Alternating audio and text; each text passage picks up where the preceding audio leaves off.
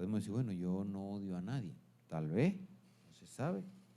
Si tenemos algo de deseo como de desquitarnos de alguien, ya lo odiamos y eso es un espíritu de venganza o de odio. Y pues como leímos pues en nuestra lectura bíblica, vamos a volverla nuevamente a repasar, que debemos tener mucho cuidado, dice. Cualquiera que aborrece a su hermano, dice, es homicida. Y sabéis que ningún homicida tiene vida eterna permaneciente en sí. O sea que tenemos que tener mucho cuidado con guardar rencor, odio en nuestro corazón. Porque esas son cosas que van minando nuestra vida al punto que pues Dios no nos va a poder llevar al cielo y no vamos a ser perfectos. El espíritu de odio y venganza tuvo origen en Satanás y lo llevó a dar muerte al Hijo de Dios. Quien quiere que abrigue malicia u odio, abrigue el mismo espíritu y su fruto será la muerte. En el pensamiento vengativo yace latente la mala acción, así como la planta yace en la semilla. Todo aquel que aborrece a su hermano es homicida y sabéis que ningún homicida tiene vida eterna permanente en él. O sea, debemos, como siempre le he dicho, hacer un autoanálisis y ver qué es lo que hay en nuestro corazón y que al final del día no haya odio ni rencor contra nadie, ni vecinos, ni hermanos, no hay ningún tipo de excusa. Y sobre todo recordando que en quién nació el odio y el rencor. ¿Quién es el padre de eso? Satanás. Se me mostró a Satanás tal como había sido antes. Esto lo dice el profeta, un ángel excelso y feliz. Después se me mostró tal como es ahora.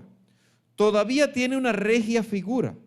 Aún son nobles sus facciones, aunque es un ángel caído. Pero su semblante denota viva ansiedad, inquietud, desdicha, malicia, odio, falacia, engaño y todo linaje de mal. Imagínese usted lo que tiene ese hombre. Vi que se viene dedicando al mal desde hace tanto tiempo que en él las buenas cualidades están degradadas y todo rasgo mal se ha desarrollado. ¿No se desarrollará en nosotros algo parecido si guardamos odio o rencor a alguien? Sí, hermano. La historia del mundo, conflicto entre el odio y el amor, dice. La enemistad de Satanás contra Cristo se ensañó con los discípulos del Salvador. En toda la historia puede echarse de ver el mismo odio a los principios de la ley de Dios. La misma política de engaño mediante la cual se hace aparecer el odio como si fuera la verdad. Se hace que las leyes humanas sustituyan las leyes de Dios y se induce a los hombres a adorar a la criatura antes que al Creador. Los esfuerzos de Satanás para desfigurar el carácter de Dios, para darle a los hombres un concepto falso del Creador y hacer que lo consideren con temor y odio más que con amor, sus esfuerzos para suprimir la ley de Dios y hacer creer al pueblo que no está sujeto a las exigencias de ella, sus engaños, han seguido un rigor implacable. Se puede ver en la historia de los patriarcas, de los profetas y apóstoles y los mártires y reformadores. ¿Qué le sucedió a cada uno de estos mártires, hermano? Por eso se llaman mártires. Solo por servir a Cristo, cualquier cantidad de seres humanos murieron. Y se ensañaban al tal punto que había gente que decía mentiras sin titubear. Empalados, crucificados, devorados por los leones, descuartizados, desmembrados, quemados en la hoguera. Eso fue terrible, hermano. Satanás tiene un odio contra todo aquel que dice servir a Cristo.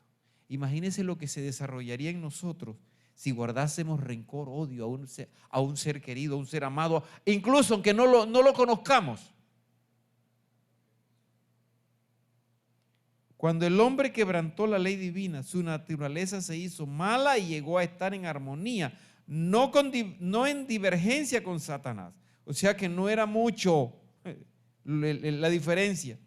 El odio a los principios puros de la verdad, las acusaciones y presunciones contra sus defensores existirán mientras existan el pecado y los pecadores. Los discípulos de Cristo y los siervos de Satanás no pueden congeniar. Y si no me equivoco, hace unos sábados atrás creo que estuvimos hablando sobre aquellas concesiones que se trataron de hacer con los cristianos, que los grupos de los valdenses llegaron, si esto hay que cambiarlo, mejor que siga la guerra, porque eso es darle la espalda al Creador. No se puede, hermano. La luz y las tinieblas no pueden congeniar. No podemos servir a dos señores. El mismo espíritu que fomentara la rebelión en el cielo continúa inspirándola en la tierra. La reprensión del pecado despierta aún el espíritu de odio y resistencia. Cuando los mensajeros de Dios cuando los mensajeros que Dios envía para amonestar tocan la conciencia, Satanás induce a los hombres a que se justifiquen y a que busquen la compañía de otros en su camino de pecado. En lugar de enmendar sus errores, despiertan la indignación contra los que reprenden, como si esta fuera la única causa de la dificultad. Desde los días del justo Abel hasta los nuestros, tal ha sido el espíritu que se ha manifestado contra quienes osaron condenar el pecado. Hermano, y esto me recuerda muchas cosas, muchas experiencias que ha habido dentro de la iglesia Rosa de Sarón. Gente que se ha ido por rencor, por odio, por orgullo, gente que ha sido disciplinada y lo que hacen es que se levantan en contra de esa disciplina. Y lo más triste de esto, hermano, ¿sabe qué? Que encuentran gente que los apoya. Y eso les impide ahora, les impide poder reconocer el problema. Entonces, eso causa, ¿qué se puede hacer por ellos, hermano? Si no quieren reconocer que hay un pecado, que hay un problema.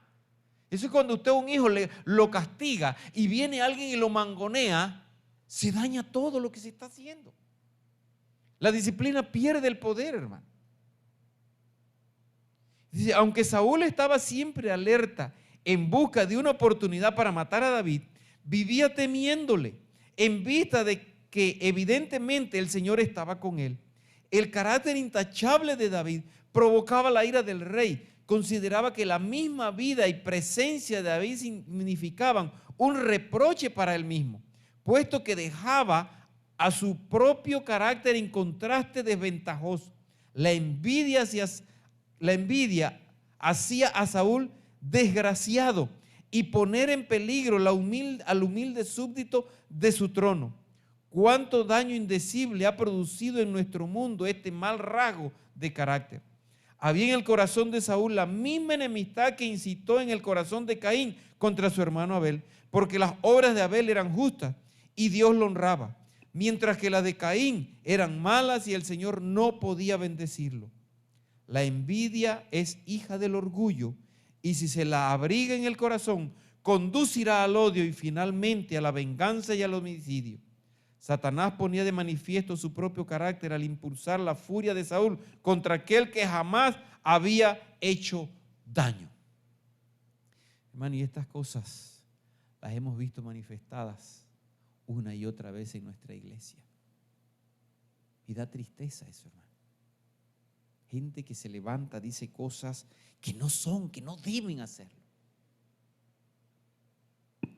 provocando precisamente a nuestro Creador, hermano. La ley de Dios toma en cuenta los celos, la envidia, el odio, la malignidad, la venganza, la concupiscencia y la ambición que agitan el alma, pero no han hallado expresión en acciones externas porque ha faltado la oportunidad, aunque no la voluntad. Y se demandará cuenta de esas emociones pecaminosas en el día cuando Dios traerá toda obra a juicio, juntamente con toda cosa encubierta, sea buena o mala. Y precisamente lo hemos estado hablando hace unos días atrás. hay un pecado que Dios odia mucho y es el orgullo. Ese está ahí guardadito, no se ve, nadie se da cuenta. A veces se guarda tanto, pero siempre se busca la manera de manifestar ese odio en hacerle daño a alguien, en hablar mal de esa persona. Y lo más triste es que se denigra a la persona y uno, la persona que siente odio ahora, no tiene el menor deseo de poder hacer algo para superarse. Pero sí tiene el deseo de denigrar a otra persona para él aparentemente quedar por encima de esa persona. Y eso ocurre dentro del pueblo de Dios, hermano. Dice, el crimen nace ¿a dónde? En la mente, ahí es donde se fragua todo. Ahí comienza. Jesús consideró los mandamientos por separado y explicó la profundidad y amplitud de sus requerimientos. En vez de quitarle una jota de su fuerza, demostró cuán abarcantes son sus principios y desenmascaró el error fatal de los judíos en su demostración exterior de obediencia. Declaró que por el mal pensamiento o la mirada concupiscente se quebrantaba la ley de Dios. El que toma parte en la menor injusticia está violando la ley y degradando su propia naturaleza moral. El homicidio existe primero en la mente. El que concede al odio un lugar en su corazón está poniendo los pies en la senda del homicida y sus ofrendas son aborrecibles para Dios. Puede ser que yo no le quite la vida física a alguien, pero lo denigro con mis palabras y eso es un homicidio para Dios. Debemos tener mucho cuidado en eso. Dice una violación al sexto mandamiento. Todo acto de injusticia que contribuya a abreviar la vida, al espíritu de odio y de venganza o abrigar cualquier pasión que se traduzca en hechos perjudiciales para nuestros semejantes o que nos lleve siquiera a desearles mal, pues todo aquel que odia a su hermano es homicida, es en mayor o menor grado una violación al sexto mandamiento. Por eso a veces, nosotros, como decía al inicio, debemos hacer siempre en las noches antes de dormir un autoanálisis en nuestras vidas, hermano. ¿Qué he hecho hoy? Y a veces deseamos mal a alguien y no lo pensamos tan rápido que no nos damos cuenta. Ese hecho de ese pensamiento que nació en nuestra mente, que posiblemente no va a afectar a la persona, pero ya nos está afectando a nosotros. Porque ahí es donde nace, dice el pensamiento de la mente, donde salen todas las ideas, buenas o malas. Y si no hacemos algo por eliminar eso, hermano, comienza a crecer. Va esa plantita del odio, va creciendo. Y cuando acuerda, ahora salen palabras que hacen daño y ya no las podemos recoger, hermano. Herimos a alguien, desprestigiamos a alguien. Y lastimosamente tenemos que pagar eso. Cuando se permite que Satanás amolde la voluntad, él la usa para llevar a cabo sus fines. Fomenta teorías de incredulidad e incita al corazón humano a guerrear contra la palabra de Dios. Con esfuerzos persistentes, perseverantes, trata de inspirar a los hombres en sus propias energías, con sus propias energías de odio y antagonismo contra Dios, y de ponerlos en orden de batalla contra las instituciones y los requerimientos del cielo y las operaciones del Espíritu Santo. Alista bajo su estandarte a todos los agentes del mal y los lleva al campo de batalla bajo su mando para oponer al bien el mal. Darle la oportunidad a Satanás en nuestras vidas es volvernos parte de las filas de él. Debemos tener mucho cuidado en esto, hermano, muchísimo cuidado. La diferencia entre el carácter de Cristo y el de los otros hombres de su época eran perfectamente perceptibles, y por causa de esa diferencia el mundo lo aborreció. Lo odiaba por su bondad y su estricta integridad. Y Cristo declaró que quienes manifestaran esos mismos atributos también serían aborrecidos. Lo hemos visto a través de la historia, ¿verdad? Y volvemos a repetir, los mártires. Cuando usted lee la vida de los mártires en el conflicto de los siglos, hermano, y la historia del hombre también que habla sobre eso, eso fue terrible.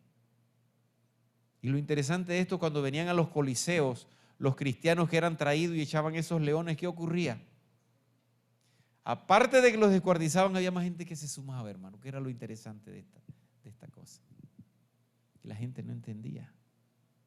Pero eso es algo especial con Dios, hermano. Que solo esa manera estrecha de vivir con Él es que produce eso, hermano. Solo eso. Es la única explicación que hay. Mantengamos nuestra vida estrecha con Dios. Y sin darnos cuenta, nacerá ese deseo de servir a Dios hasta incluso entregar nuestra vida. Jesús tomó la naturaleza humana y soportó el rechazo del mundo para demostrar a los hombres y las mujeres que pueden vivir sin pecar, para que sus palabras, sus actos y su actitud pudieran ser santificados por Dios. Podemos ser cristianos perfectos si manifestamos este poder en nuestras vidas. Cuando la luz del cielo repose sobre nosotros continuamente, representaremos a Cristo. La luz de la justicia revelada en su vida distinguió a Jesús del mundo y suscitó el odio. Me ha tocado ver familias que odian a un miembro porque se hace cristiano. No quieren saber de él, lo ven como un bicho raro. Incluso en su trabajo, me imagino que algunos tal vez, o con los vecinos, bueno, y este se cree mejor que yo porque él va los sábados a la iglesia. No, hermano, no es que nos creamos mejor, es que sabemos que tenemos un problema que se llama pecado y buscamos a Cristo. Y Él nos ha hecho ver eso, esa necesidad que tenemos todos, hermano. Porque la gente del mundo, usted los oye conversando, van al cine, van al baile, van a la brincadera, a la tomadera, pero cuando llegan a su casa están vacíos. Se divierten tanto, pero no hay nada que llene ese vacío, hermano. Cuando usted conversa con ellos se dan cuenta y algunos tienen la sinceridad de decirlo, pero me siento vacío. Voy, salgo, brinco, jalo, llevo, pero cuando llega a mi casa falta algo. Ese algo escrito en nuestro corazón. Satanás disputó todos los acertos del Hijo de Dios y empleó a los hombres como agentes suyos para llenar la vida del Salvador de sufrimientos y penas. Los sofismas y las mentiras por medio de los cuales procuró obstaculizar la obra de Jesús, el odio manifestado por los hijos de rebelión, sus acusaciones crueles contra aquel cuya vida se rigió por una bondad sin precedentes. Todo ello provenía de un sentimiento de venganza profundamente arraigado. Los fuegos concentrados de la envidia y la malicia, del odio y la venganza estallaron en el Calvario contra el Hijo de Dios, mientras el cielo miraba con silencioso horror. ¿Y a quién miraban también, hermano? Recordamos, no solo era la gente que estaba ahí, el cielo a quién miraba también, a Satanás, demostrando todo lo que él era. Usted tiene una obra especial que hacer, que consiste en confesar con humildad su conducta irrespetuosa hacia sus padres. No hay razón para que se manifiesten en ustedes esos sentimientos antinaturales hacia ellos. Es una actitud totalmente satánica. Usted se ha entregado a ella porque su madre no lo ha castigado por su conducta.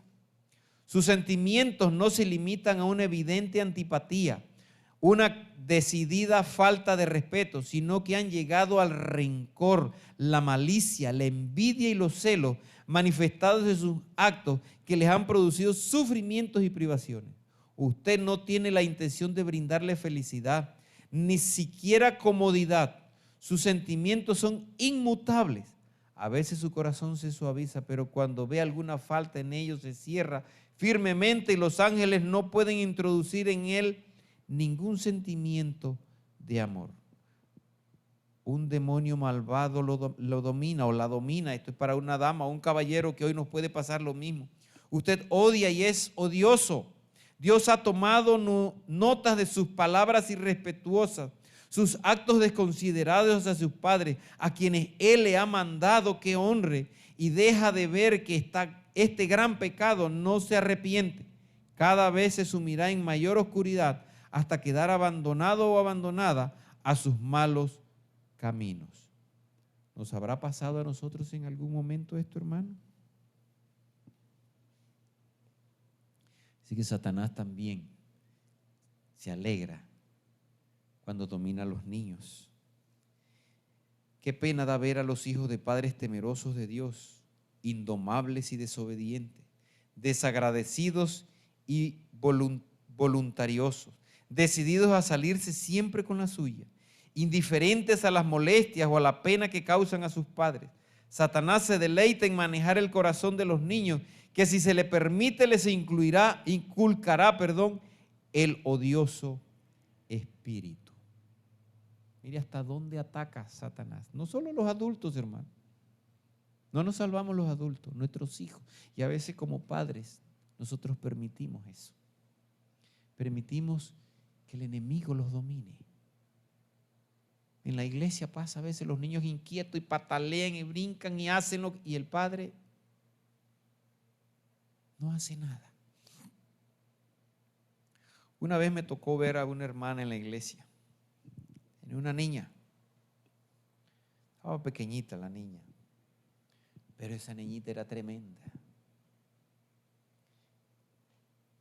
La hermana no sabía qué hacer para controlarla, porque siempre en la iglesia era el alboroto, los gritos y los llantos.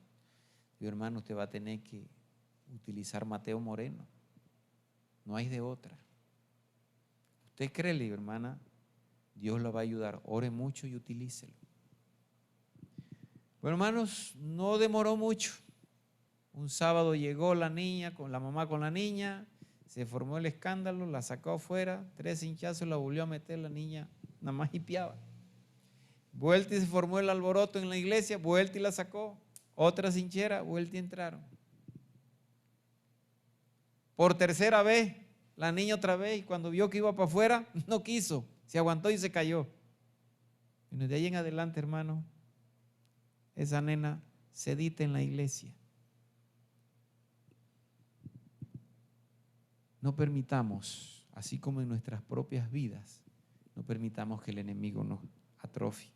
Nadie puede odiar a su hermano, ni siquiera a su enemigo, sin quedar bajo condenación. Recuerden que un discurso vengativo nunca le hace sentir a nadie que haya ganado una victoria. Que Cristo hable por medio de ustedes. No pierdan la bendición que se recibe cuando no se piensa el mal. El orgullo, el amor propio, el egoísmo, el odio, la envidia y los celos anublaron su percepción, y la verdad que lo habría hecho sabio para la salvación ha perdido el poder de atraer y controlar nuestras mentes, hermanos. Cuando nosotros practicamos eso, el orgullo, el amor propio, el egoísmo, el odio, la envidia y los celos. Hermano, lo que pasa es que uno tiene que tener dignidad. Somos orgullosos. Y si hay orgullo en nuestro corazón, no hay amor propio. Y si hay amor propio, hermanos, somos egoístas. También hay odio y envidiamos a los demás. No permitan que el resentimiento madure en malicia. No dejen que la herida se infecte y reviente en palabras envenenadas que manchan la mente de quien las oiga. No permitan que los pensamientos amargos continúen amargando su ánimo. Vayan a su hermano y con humildad y sinceridad hablen del asunto. Todo el cielo está interesado en el encuentro entre aquel que ha sido perjudicado y el que está en el error.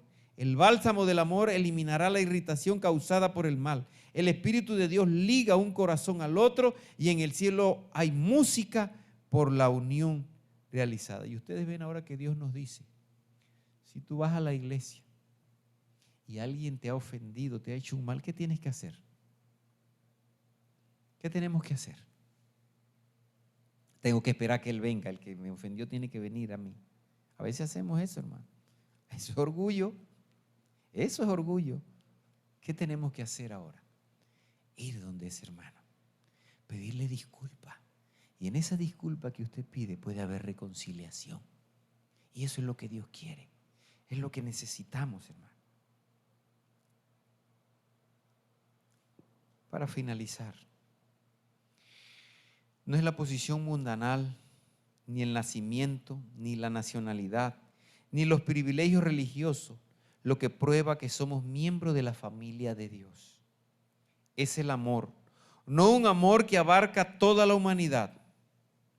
Perdón, es el amor, un amor que abarca a toda la humanidad.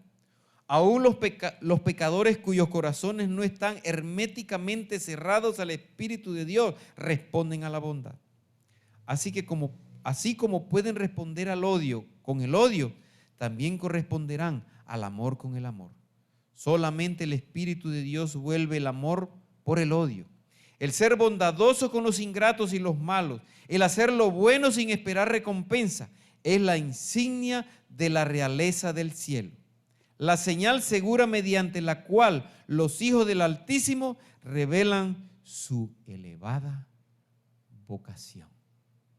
¿Cómo se logra esto? Entregando nuestra vida día a día a nuestro Salvador. Caer sobre esa roca para que el Señor transforme nuestro corazón de piedra en ese corazón de carne que necesitamos, para que pueda sacar de nuestras vidas el odio, el rencor, la envidia, todas esas cosas malas. Que el Señor nos bendiga a todos y cada uno de los que estamos en esta noche aquí en este culto.